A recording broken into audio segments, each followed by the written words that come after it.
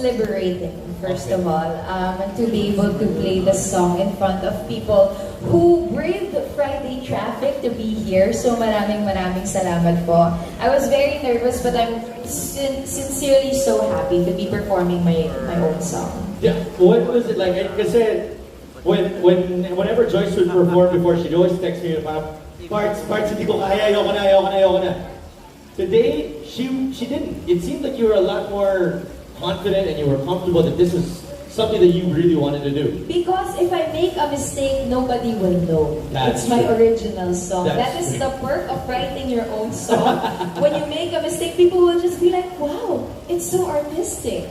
What was the thought process of the song? I had given up on love, as you know. Yes. Aaron has been single for 7 years, by the way. If you guys would like to date him, he is very much So single. may mga media outlets tayo to try and help you, know? Very, very single. To all the media outlets, thank you. He's single, he's amazing, he's smart. But we both have given up on love at some point in our lives because we're just so jaded by it. At feeling ko talaga minsan, parang okay na ako, you know, I'm so happy. I live such a beautiful life because of the people that I'm surrounded with. The work that I do is so fulfilling for me, and I just felt like I didn't want to take chances on people anymore, at least not romantically. But then, late last year, may humabol. May humabol. And I remember writing this song just as I had moved into this new apartment that I rent now. And I was just like, alam mo, baka sakali naman na it'll work out this time around. Maybe I'll give it one last shot. And then if it doesn't, I'm gonna live with my dog Bowie alone in a mountainous area somewhere. But mukha namang nag-workout siya. No pressure, Babs. No pressure at all. None at all. No, but yes, I think if you're asking me about what the song means, the song really is just about new beginnings. It's about giving hope to yourself and allowing yourself to hope again. You know how they always say that hope is more dangerous than fear because hope actually gives you that kind of spark that you used to just hide under the rug and okay ka na dun. But you know, I feel like I was brave enough to actually give somebody a chance last year. And you know, now I must say that it's proven to be one of the best decisions that I've ever made. Noted. Very much. Okay na? Nakuha Kasi may single ako. Wow! Pakitweet na po. We're opening up the floor to anyone if we're gonna have a panel interview. I guess you're right. The floor is now open for your questions. The floor is now open for your questions. So if you guys have any questions about the song, projects. kahit dalawa kami dito, who does not help. Wala silang What about Rico? How is it working with Rico? Somebody that we've always listened to a lot of music from, such a great mind when it comes to music. Yeah, so the background is Rico Blanco and I have been friends for the longest time. I met him when I was 18 years old. I was working as a host already and I did a lot of music shows and I covered a lot of music shows. So I would meet him often and I'd hang out with Rico. And parang he would always be one of the few people who consistently told me, you have to make music, you have to start singing, you have to put these songs that you've written out there because you've heard my songs, diba? And Rico has also. And so, kaya siya yung first person in my mind to collaborate with when I thought about Baka Sakali. I brought the song to him. Itong song na to, lyrics and melody lang ang meron ako. And Rico was the one to really arrange and produce everything. And we even recorded in his studio. So I'm really grateful for that. It was a collaboration through and through, and I'm very happy with how it sounds. Any chance of a music video? Yes, there's a music video. Okay, lyrics, music video. Lyric video meron na po. So we'll be putting that up maybe in 2 to 3 weeks. But you can now stream the song if you search on Spotify, Baka Sakali Joyce Pring. It's up already, iTunes, Apple Music, and every other digital streaming platform. Meron bang live action ba tawag doon yung may tao? Oo, live action. Music video at live parts. Music video nga naman. Music video yun. Oo nga naman, di ba? Kasi live action. May napili ka na bang lead na kasama mo sa video if ever? Tatanungin din naman nila eh. Tinatanungin naman. Oo. Hindi ko pa alam kung afford namin yung TF niya because he is one of GMA's prime stars. The boss babe? Miss G. Okay lang ba po? Na-set up ko po yun. Kinuha na po namin na-set up ko yun. Once yung Trevino na po, okay lang ba po? Okay, pumarig na. Pumarig naman. Okay. May we call on Nikki Wang for our panel question? Nikki? Nikki, may tanong ka ba? Yeah. Nikki. There you go. Hi, Nikki. Yes. Hi, Nico from Understander. I'm just curious to know, you're a multi-hyphenate artist. Is there something else that you cannot do? I don't dance well. I don't dance well. I don't act. Well, you can practice. But actually, my question is, the process of writing the song, was it difficult for you, or did it go smoothly since music is your first love? When I wrote the press release for the song, I said that it's one of those songs that kind of wrote itself, and I think any artist would agree with me na merong mga songs that you sit down and you think of what to write, or you actually kailangan mong trabahuin kumbaga yung kanta.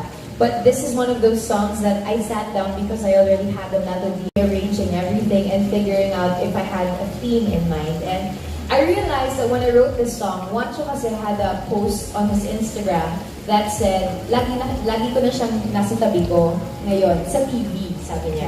We weren't dating at that time, we were just really friends, and doon nanggaling yung dito ka lang sa aking tabi, baka sakali, baka naman. Because I was like, oh nga no, baka naman, if I stay by your side and if I spend enough time, then maybe I could give it another shot. And so that was the process of it. I had this impending hope in my heart that I'd actually find someone worth risking everything for.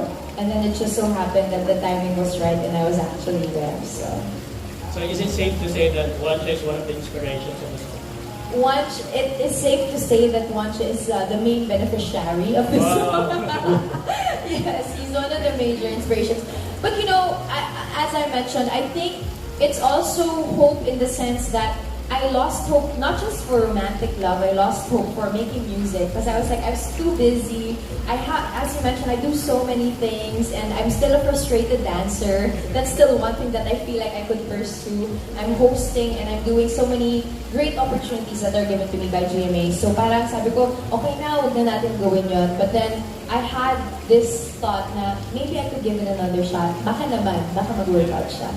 Well, that's always very relatable. Congratulations. Oh, thanks, Nikki. Maraming salamat. Thank you. Question, Mars, do you want to sit down? I would love to There you sit go. down into my yellow game. No, Aaron, I'm a huge Game of Thrones fan. No. No. You know Arya Stark? She is Do the not cousin ruin that show for me in front of everyone. Tony Stark. Ganda. They Call are up next, related. John Bueno. John Bueno. John! Hello, kamusta ka niyo? Okay naman. Ito, init na init sa buhay ko. First off, congratulations to Salamat. Sendo. Are you planning to somehow release a full album if in case you see that this actually does well on digital stores? I would love to release an album. Because of the setup of tonight's single release, I feel like I'm pressured to release an album. Grabe, ano gagawin natin pag album release, guys? Araneta levels na tayo, no? No, but yeah, I'd love to release an album. In the meantime, though, I think single is the way to go with the digital platform. There's really a lot of ways for us to express ourselves and release new music without the pressure of having a long format album. So for me, singles lang muna, and then maybe we could do an album in the future. Hopefully before the year ends. It seems that you're quite confident in making songs now.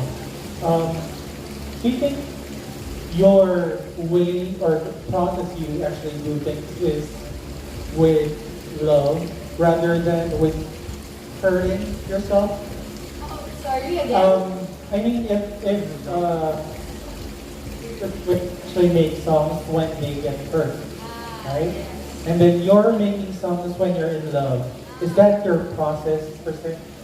I guess so. I guess with anything, I'm kind of extremes in that way. When I'm very happy, I write songs. When I'm very sad, I also write songs.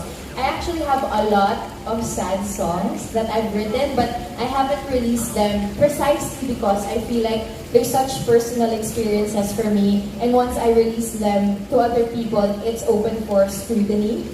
And I'm not sure if I'm brave enough to do that yet.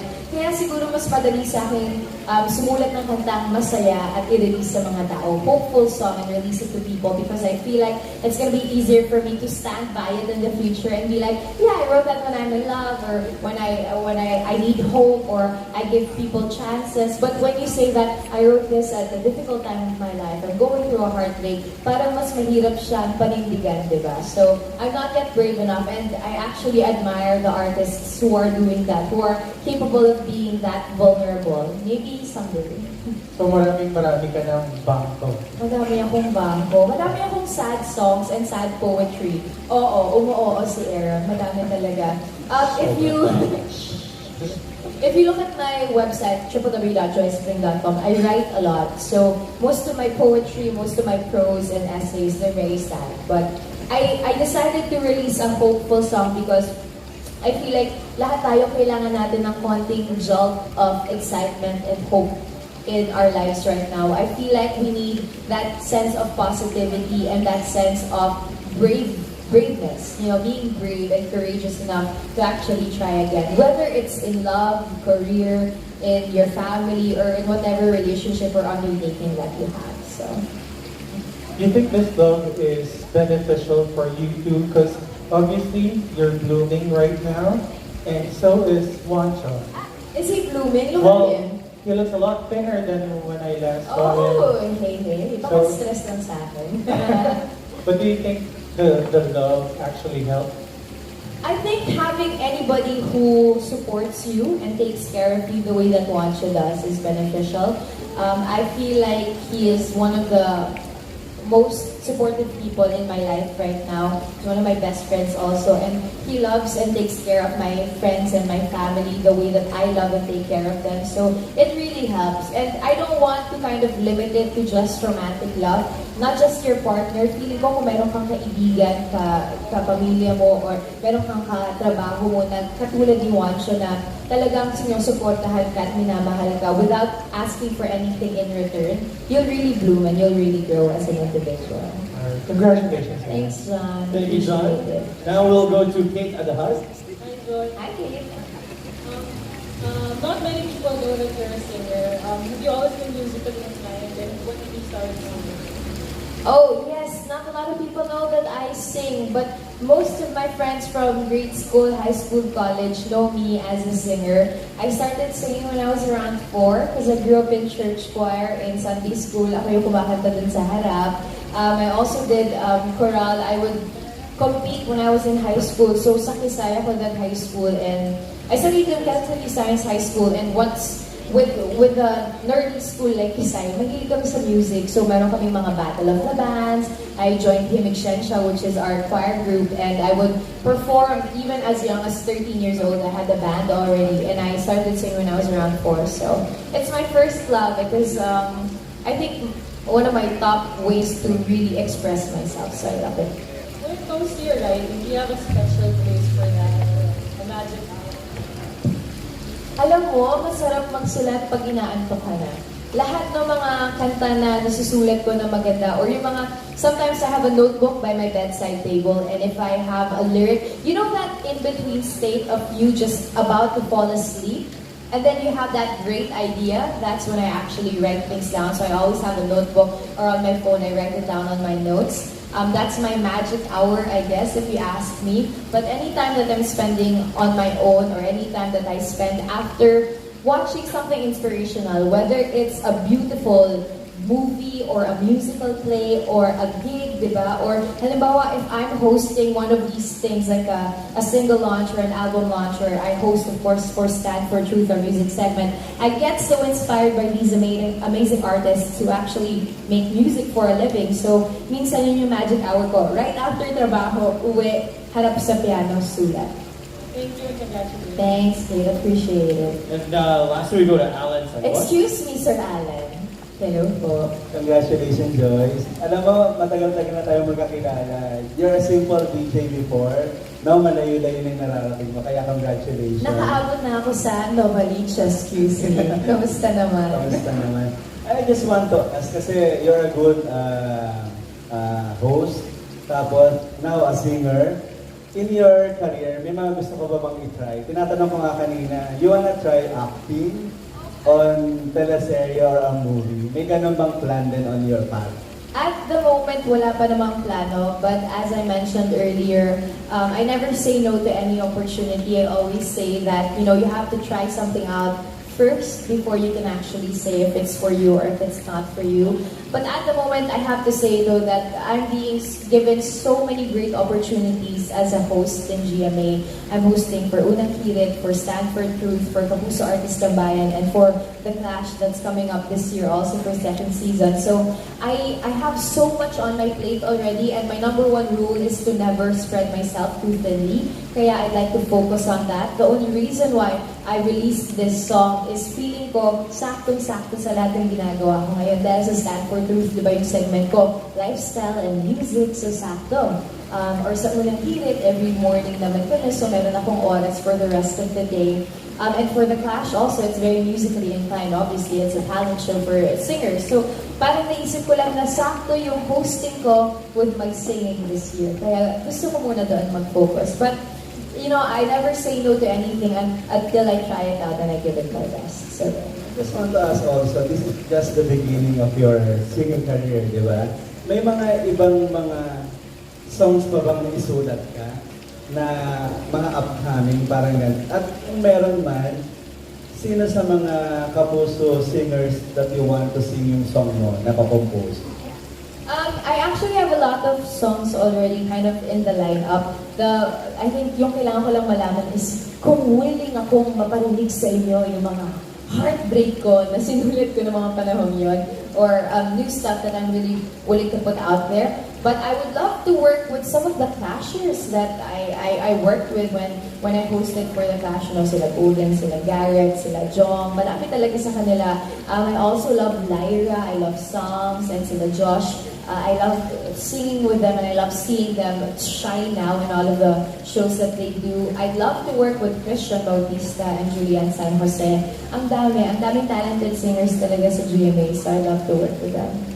Last na lang on me, kung sakali ba maging successful itong album na to at nagkaroon ka ng maraming mga singles, susunod ba nito may concert na rin abangan? Ito na nga, para tayo magpapa-concert tonight pa lang, di ba?